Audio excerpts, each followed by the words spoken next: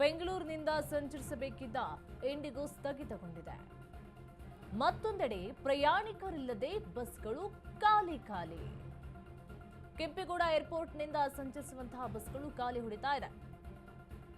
ಪ್ರಯಾಣಿಕರ ಆಗಮನಕ್ಕಾಗಿ ಕಾದು ಕುಳಿತುಕೊಂಡಿದ್ದಾರೆ ಚಾಲಕರು.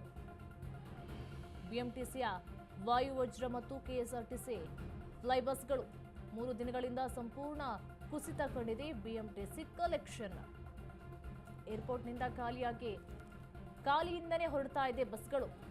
ಯಾರು ಪ್ರಯಾಣಿಕರು ಬರ್ತಾ ಇಲ್ಲ. ದೇವನಹಳ್ಳಿ ಬಳಿ ಇರುವಂತಹ ಕೆಂಪೇಗೌಡ ಏರ್ಪೋರ್ಟ್ ಬಳಿ ಕಾಯ್ತಾ ಇದ್ದಾರೆ ಕಂಡಕ್ಟರ್ ಮತ್ತು ಡ್ರೈವರ್ಗಳು. ಆದರೆ ಪ್ರಯಾಣಿಕರ ಸುಳಿವು ಮಾತ್ರ ಇಲ್ಲ. ಬಸ್ಗಳೆಲ್ಲವೂ ಕೂಡ ಖಾಲಿ ಹೊಡಿತಾ ಇದೆ. ನೀವು ನೋಡ್ತಾ ಇರಬಹುದು, ಅದು ಕೆಂಪೇಗೌಡ ನಿಲ್ದಾಣದ ಬಳಿ ಇರುವಂತಹ ಬಸ್ ಹೋಗ್ತಾ ಇದೆ. ಆದರೆ ಅಲ್ಲಿ ಫುಲ್ ಖಾಲಿ ಹೊಡಿತಾ ಇದೆ. ಯಾವ ಪ್ರಯಾಣಿಕರು ಕೂಡ ಬರ್ತಾ ಇಲ್ಲ. ಯಾಕಂತ ಹೇಳಿದ್ರೆ ಪ್ರಯಾಣಿಕರು ಆಕ್ರೋಶಕ್ಕೆ ಒಳಗಾಗಿದ್ರೆ ಒಂದು ಕಡೆ ಬೇರೆ ರಾಜ್ಯ ದೇಶಗಳಿಂದ ಬರುವಂತ ಪ್ರಯಾಣಿಕರು ಕೂಡ ಆ ನಿಲ್ದಾಣಕ್ಕೆ ಬರ್ತಾ ಇಲ್ಲ. ಈಚೆಯಿಂದ ಹೋಗೋದಕ್ಕೂ ಕೂಡ ಆಗ್ತಾ ಇಲ್ಲ.